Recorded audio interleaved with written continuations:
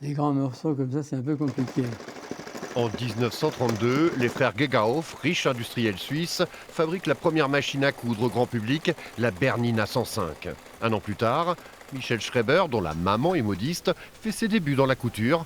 Il a 3 ans. C'est les machines à coudre les plus extraordinaires. J'en ai fait vendre beaucoup, je dois dire.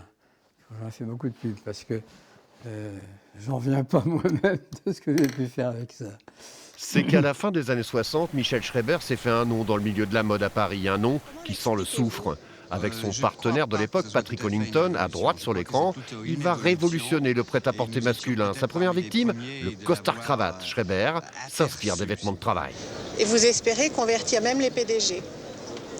Oui, enfin, je crois qu'il y a un gros avantage à ce type de vêtement. D'abord, c'est qu'il est beaucoup plus facile à entretenir, qu'il ne prend pas de place, que c'est un vêtement... évidemment, c'est pas un vêtement fonction sociale, c'est vrai, mais malgré tout, je crois que l'homme est avantagé physiquement. Ça a choqué beaucoup, hein. Donc, mais ça a choqué des gens qui nous plaisaient pas. Alors, c'était pas grave. On était à contre-courant complètement. Donc, il y a eu donc une petite clientèle, et des gens, et toujours quand même des gens très intéressants plutôt. Chaque client, ça pouvait devenir un ami, quoi. Dans ce Paris révolutionnaire, Schreiber donc habille ses potes.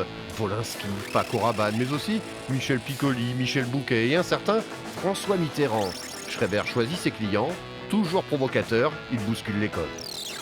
Mitterrand, c'était quand même amusant de se retrouver à l'Élysée et de le voir en caleçon parce qu'il fallait bien qu'il laissait ses vêtements. Donc, on était impressionnés par le président. Je dis, tu sais, un président en caleçon, c'est comme un autre mec.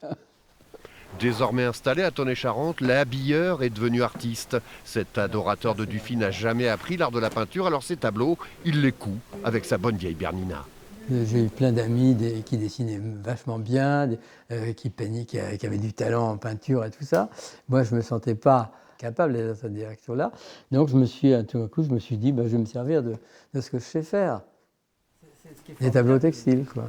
Les œuvres de Michel Schreiber s'exposent au cabinet des curiosités à Rochefort, l'occasion de rencontrer un maître de la peinture à l'aiguille.